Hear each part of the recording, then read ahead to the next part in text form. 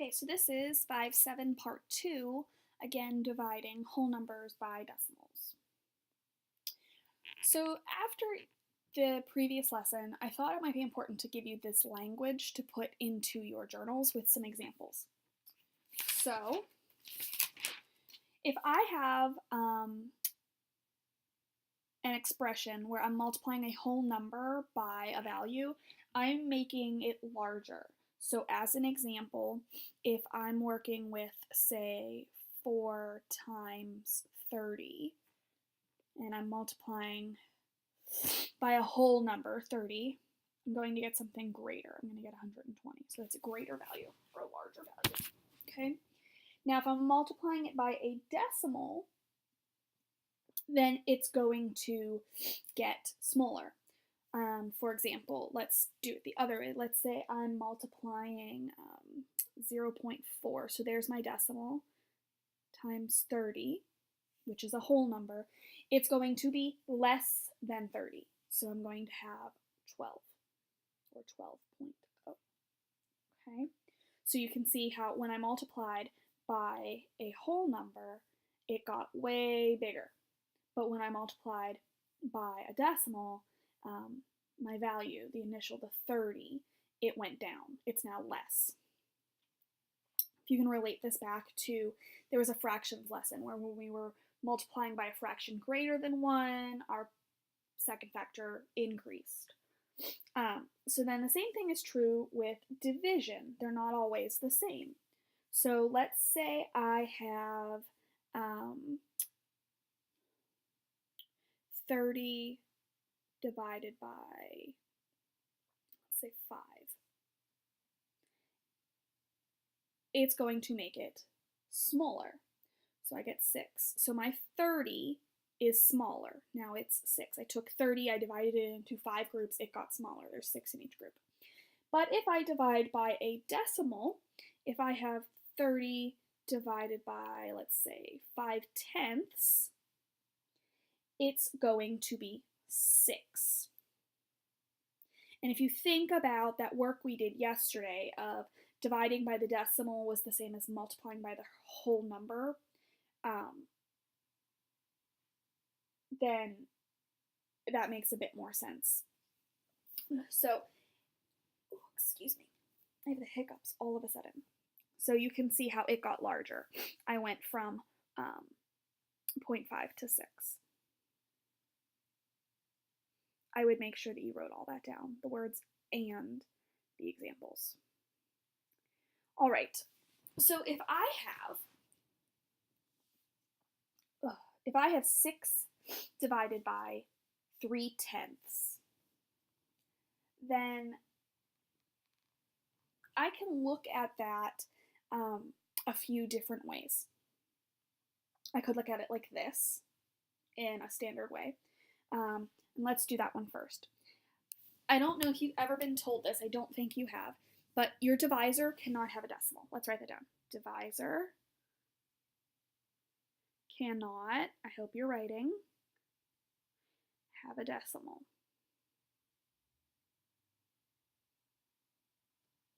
No decimals in the divisors. Repeat after me. No decimals in the divisors. Okay? So once you've written that down, we'll move on. So pause right now if you need to. So what we can do is we can take the decimal out of the divisor, but just like we did in previous units where we were unsimplifying fractions, if we do one thing to one part, we have to do it to the other. So if I want to take this decimal out, I'm essentially sliding everything over one place value to the left. Well, that means I have to also do that in here. So I'm going to move my decimal over, so I'm going to end up with 60.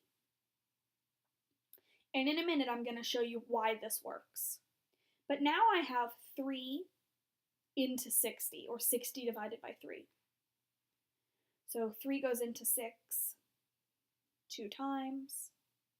That's 6. I have to bring down. 3 goes into 0. 0 times. I'm done. Now, you might be wondering, how can I change the decimal? Just like with fractions, when we were talking about how if you do something to the numerator, you have to do it to the denominator, or else it goes, I want some too. The same thing is true with dividends and divisors. If you do something to the divisor, you must also do it to the dividend. And since I moved all of my digits one place to the left in my divisor, I have to also do that to my dividend. So we got an answer of 20. 20 is our answer. Let's look at why that works. If I'm dividing 6 divided by 3/10, I can look at that as a fraction. Remember, we talked about how division and fractions are very similar. They're the same thing. So that would be 6 over 3/10. Now, I told you earlier this year, you can't have decimals in your fractions or they're irrational. So what we can do is we can get rid of that decimal by finding an equivalent fraction. Now, we learned earlier this year we can find equivalent fractions by multiplying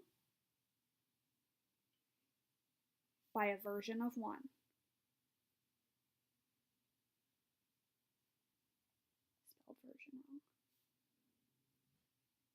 So I'm going to multiply it by 1.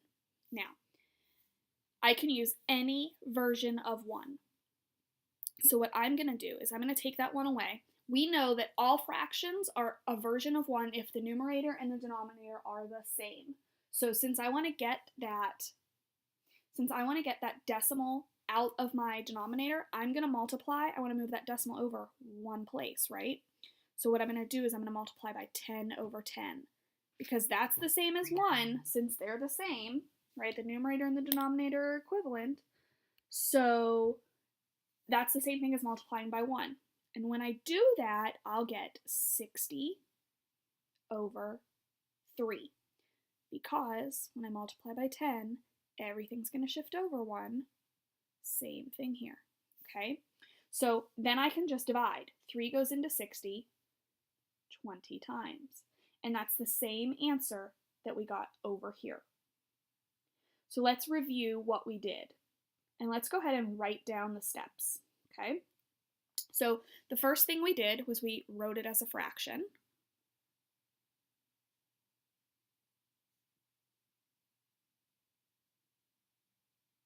Okay, that was 1. The next thing we did was we multiplied by a version of 1.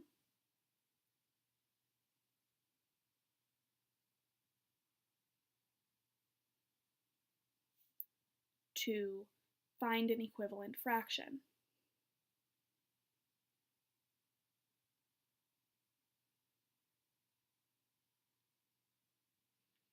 Then we divided. Or sometimes you would call that simplifying.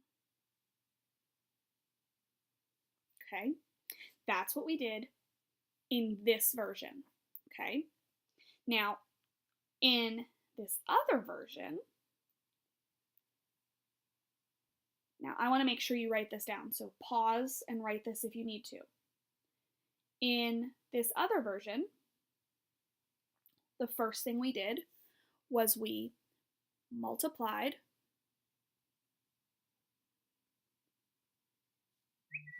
the divisor by a power of 10.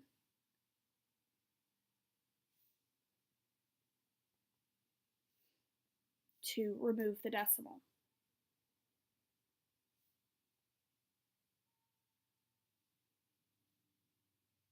Okay, that was the first thing.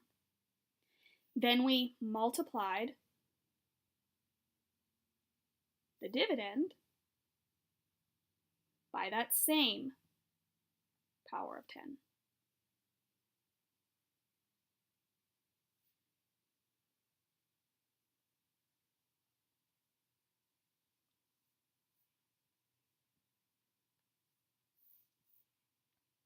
Okay. Then we divided normally.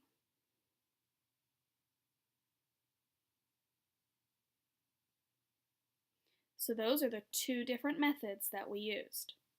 Okay. make sure you write both of those processes down. So if we come over to here, and we're working on 45 divided by 5/10, I'm going to do it both ways. So I'll start by using the regular division method. So if I want to get rid of this decimal here, I have to multiply by 10. Okay, and if I'm going to do that, I have to multiply this one by 10 to move that decimal over one more place, or move my digits over one more place, depending on how you look at it. Now I divide as normal. 5 goes into 45 9 times. I bring down my 0, have to use it, so my answer is 90. Okay, now let's look at it as a fraction. When I do this as a fraction, the dividend goes on top. So I end up with 45 over 5/10. I'm going to multiply by a version of 1 that will get the decimal out. In this case, that would be 10, over 10, because when I multiply by 10, I'm shifting my place values to get rid of that decimal. Okay, so that's going to equal 450 divided by 5. And when I do that, it will equal 90. Both of these methods work for the exact same reason.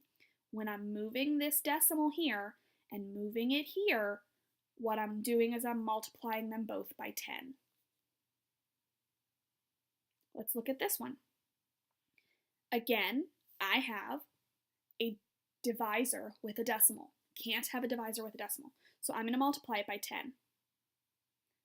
That's going to shift everything over 1 to the left, which will leave my decimal point after a whole number. But that means I have to also multiply this by 10. We learned in the last unit that when we multiply by a 10, it gives us another place value with a 0 in it. So now I can divide. Now I know that 24 is pretty close to 25, and there's about 4 25s in every 100. So I'm gonna try 8, but I think that might be too much. Let's see. 17, 18, 19. Oh, that actually worked out perfectly, didn't it? So 8, 192, 0. Gotta bring down that other 0. And 24 goes into 0 times. So my answer will be 80. My quotient here is 80. Again, I multiplied my divisor by 10, so I had to multiply my dividend by 10. Let's look at this one. And I'd like to do this one as a fraction. So again, I put my dividend on top. So 180 over 6/100. I have to multiply it by a version of 1. In this case, I'm going to need that decimal point to shift everything over 2 places. So that's going to be 100, not 10. And I'm going to get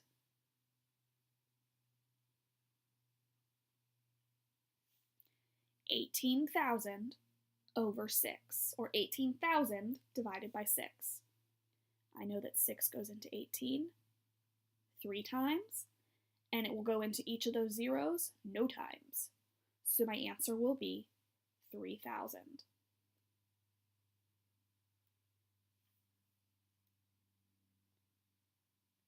All right, I want you to do these ones. You can do them in either method you'd like. You can do it where you do it as a long division problem like this, or you can rewrite them as fractions, remembering to put the dividend on top,